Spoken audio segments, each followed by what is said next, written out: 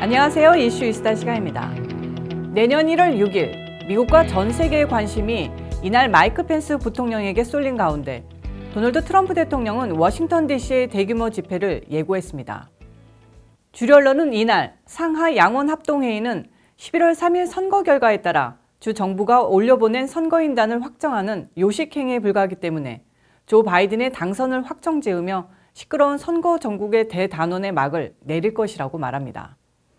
하지만 1월 6일 상하 양원합동회의는 요식행위가 아니며 따라서 펜스 부통령이 어떻게 하느냐에 따라 당선자가 바뀔 수 있기 때문에 명백한 가짜뉴스입니다. 다시 한번 말해드립니다. 6일의 상하 양원합동회의가 모든 것을 바꿀 수 있는 자리입니다. 그리고 펜스 부통령의 의지에 따라 미국은 앞으로 4년간의 대통령이 트럼프냐 바이든이냐 판가름 나는 것입니다. 오늘 이슈 이슈다는 이 문제를 완벽 정리해 드리겠습니다. 특별히 주의 깊게 끝까지 봐주시기 바랍니다. 연방 헌법과 각종 선거법, 연방의회 절차법 등에서 대통령 선거인단 인증 과정이 요식행위라고 규정한 법률은 없습니다. 민주당과 주류 언론은 대선에서 아무런 문제가 없었고 누가 보더라도 일방적인 승리로 판가름 났던 선거를 예로 들며 상하 양원합동회의가 단순히 거수기 노릇을 할 것이라고 물타기를 시도하고 있습니다. 하지만 지금부터 그게 아니라는 점을 보여드리겠습니다. 일단 상하 양원합동회의의 의장은 상원의장을 겸하고 있는 펜스 부통령입니다. 의장은 회의에 대한 무소불위의 권력을 행사합니다. 의회 절차법상 상하 양원합동회의를 주재하는 의장은 절차상의 전권을 지니고 있습니다. 의원은 개별 의원들이 발의하는 것이지만 받아들이지 말지는 의장이 결정합니다. 다른 의원들이 발의한 의안이 마음에 들지 않을 때 거부 의사를 표현하게 되는데 이 거부 의사는 개별 의안에 대한 거부권이 아니라 의장에 대한 거부권으로 간주됩니다. 의장은 이 거부권에 대해 받아들일지 말지를 결정할 수 있는 권한이 있습니다. 이 대목은 매우 중요합니다. 의장은 헌법을 준수하고 충실하게 법률을 집행할 것이라고 선서합니다. 의장은 헌법을 준수하겠다는 선서를 했기 때문에 선거가 문제가 있을 경우 눈 감으면 안 됩니다. 의장이 문제가 됐던 주의 선거를 문제 요인으로 규정할 경우 선거인단 인준을 거부할 수 있는 것입니다. 결정적으로 연방헌법 제2조 1항은 주의회에게 대통령 선거인단 선출 권한을 부여하고 있습니다. 이 규정은 수정헌법 제12조 등에서도 반복됩니다.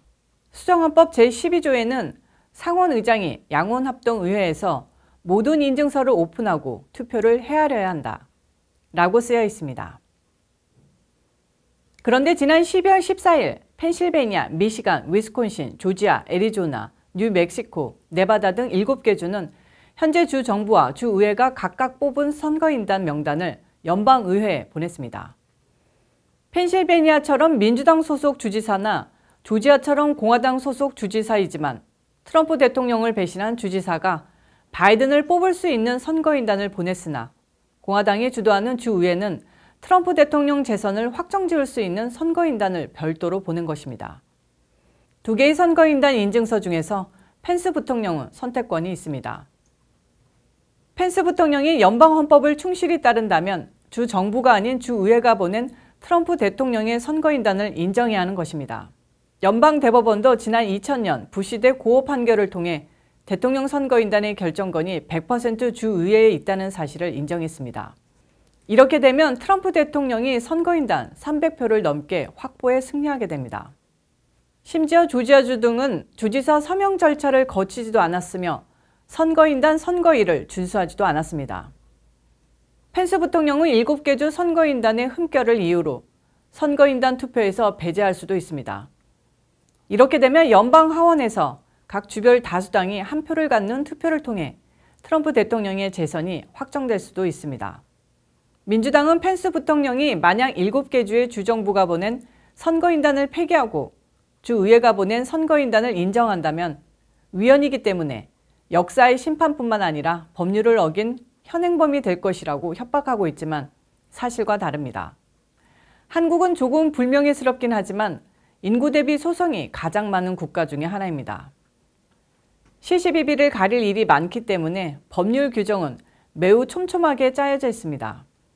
한국에 계시는 분들은 미국 영화나 드라마를 통해 혹은 근거 없는 속설을 통해 미국을 소송의 천국으로 잘못 아시는 경우가 많습니다.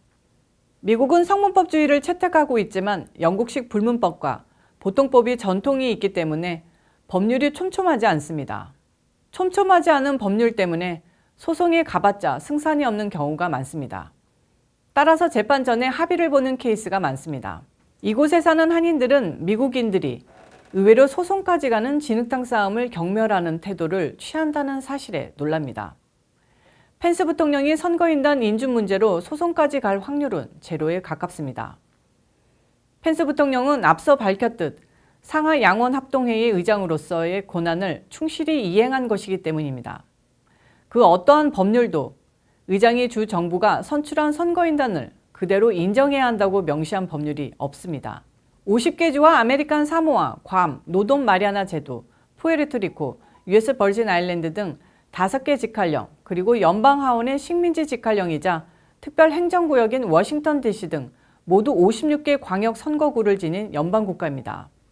56개 지역이 모두 하나의 국가로서 기능하며 각기 다른 이해관계를 지니고 있는데 매우 세세한 법률로 이들을 압박할 경우 연방국가는 해체될 것입니다. 대통령 선거인단에 대한 지나치게 세밀한 규정 또한 불가능합니다. 이 연방헌법의 선거인단 투표 숫자를 헤아리는 방법을 좀 더 상세하게 규정한 연방법률 3조 15항, 의회에서의 선거인단 계산 조항은 모두 809단어로 이루어졌는데 130년 전 처음 만들어진 이 법률 조항에 대해 법률 전문가들조차 도대체 무슨 말을 하는 것인지 합의하지 못하고 있습니다.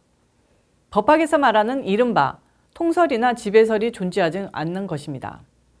따라서 어떤 의회도 이 법률에 따른 선거인단 확정 절차를 하지 못했다는 뜻이기도 합니다.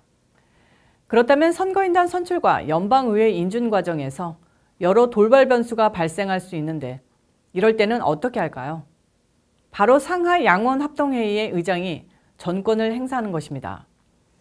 미국 건국의 아버지 중에 한 명인 토마스 제퍼슨이 바로 의장으로서 전권을 행사해 제3대 대통령에 당선된 인물입니다. 1800년 선거에서도 조지아주가 문제였습니다. 당시에는 대통령과 부통령 러닝메이트 선거가 아니라 1등이 대통령, 2등이 부통령이 됐습니다. 1796년 선거에서 제퍼슨과 존 애덤스가 맞붙어 애덤스가 승리해 제2대 대통령이 됐으며 제퍼슨은 2위로 떨어져 부통령이 됐습니다. 1800년 선거에서는 두 정치인이 재격돌했는데 조지아주의 선거인단에 엄청난 하자가 발생했습니다. 아예 선거인단이라고 할 수 없는 선거인단 명부를 올렸는데 부통령이자 상원의장인 제퍼슨이 상하 양원 합동회의 의장으로 회의를 주관하면서 조지아의 부실한 선거인단을 자신의 것으로 만들어서 대통령에 당선됩니다. 이에 항의한 애덤스 대통령은 백악관에서 이사를 거부해 몇 달 동안 2명의 대통령이 동거하는 사태가 발생했습니다. 공화국 초기에 웃지 못할 해프닝이라고 생각할 수 있습니다. 그러나 미국은 건국 초기의 국가 통치 경험이 오히려 경전처럼 취급받습니다. 한국은 헌법을 전면 개정하는 절차를 통해 제1공화국부터 현재 제6공화국까지 전혀 다른 헌법의 지배를 받는 별개의 국가이지만 미국은 18세기 건국헌법을 그대로 둔 채 여러 헌법 수정 절차를 거치는 수정헌법제도를 채택하고 있기 때문입니다. 과거의 국가가 곧 현재의 국가인 겁니다.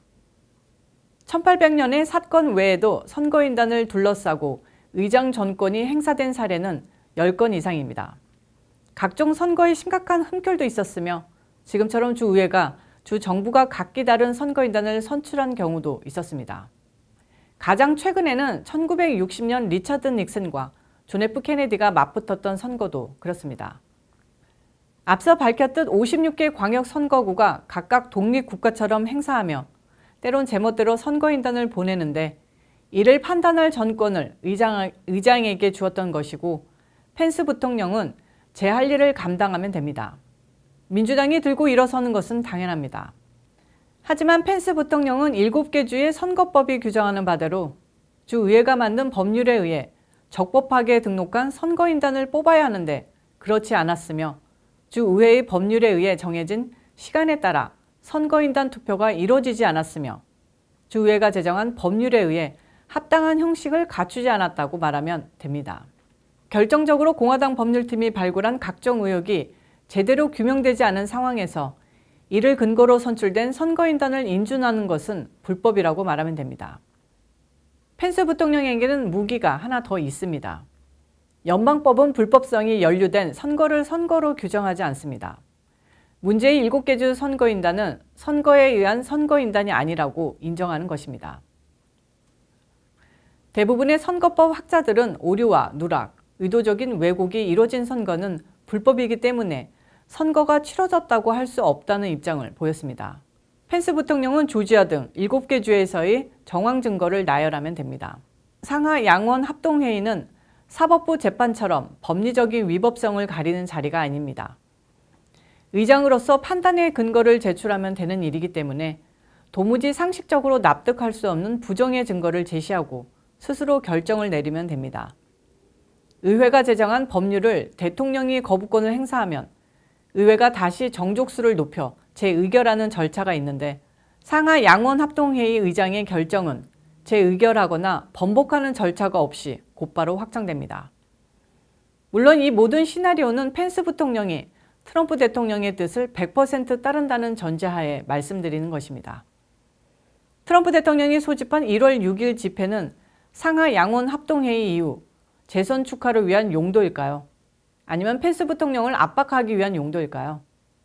지금까지의 상황을 봐서는 그날까지 가봐야 알 수 있을 것 같습니다. 지금까지 이슈 이슈다였습니다. 시청해 주셔서 감사합니다. 이어서 시사 용어 한두 마디 시작합니다. 큐! 오늘의 시사 용어 한마디 시간은 브레이트바트에 나온 기사에서 살펴보겠습니다. 제목은 House votes to override Trump's defense bill veto. 자, 제목만 해도 여러분이 알아야 할 시사 용어들이 가득한데요. override, House, veto, 그 외 디펜스 빌은 국방수권법으로 이해하시면 되고요. 줄여서 NDAA라고 합니다. 어제 배우셨죠? House는 의회라는 뜻입니다. 그래서 이 제목은 의회가 트럼프 대통령의 국방예산 거부권을 뒤집기 위해 표결했다는 뜻입니다. 일단 비토는 필수적인 단어입니다. 거부권, 무조건 아셔야 하는 단어입니다. 거부권, 비토, 외워두시기 바랍니다. 오버라이드는 광범위하게 쓰이는 단어이자 시사 용어입니다. 여기서는 무시하다, 뒤집다라는 뜻으로 쓰였습니다. 오버라이드 비토하면 거부권을 뒤집는 의회의 행동을 뜻합니다. 그 외에 오버라이드는 짓밟다, 유린하다, 회피한다라는 뜻도 있고 컴퓨터 용어로는 수동 상태로 전환한다라는 뜻도 있는 광범위하게 사용되는 단어입니다. 그럼 본문을 간단히 살펴볼까요? 본문을 직역하면 민주당이 장악하고 있는 연방 하원은 월요일 도널드 트럼프 대통령의 국방수권법 거부권을 무효화하기 위한 압도적인 표결을 행사했다. 이는 트럼프 대통령에 대한 첫 번째 거부권 무효화의 자리였다로 해석됩니다. 여기서 한 단어 더 알아보겠습니다. overwhelmingly, 압도적이란 뜻입니다. 너무 많아 감당이 안 될 정도라는 부정적인 의미, 기쁨이 넘친다 라고 긍정적인 표현에도 쓰입니다. overwhelm이라는 명사로도 쓰입니다. 벅찰만한 기쁨, 넘쳐서 오버죠. overwhelm, 압도적, 벅찰 만큼 그런 뜻입니다. 오늘의 이슈 이슈다 시사 용어 한마디는 여기까지입니다. 감사합니다. 내일 또 찾아뵐게요. I'll be back.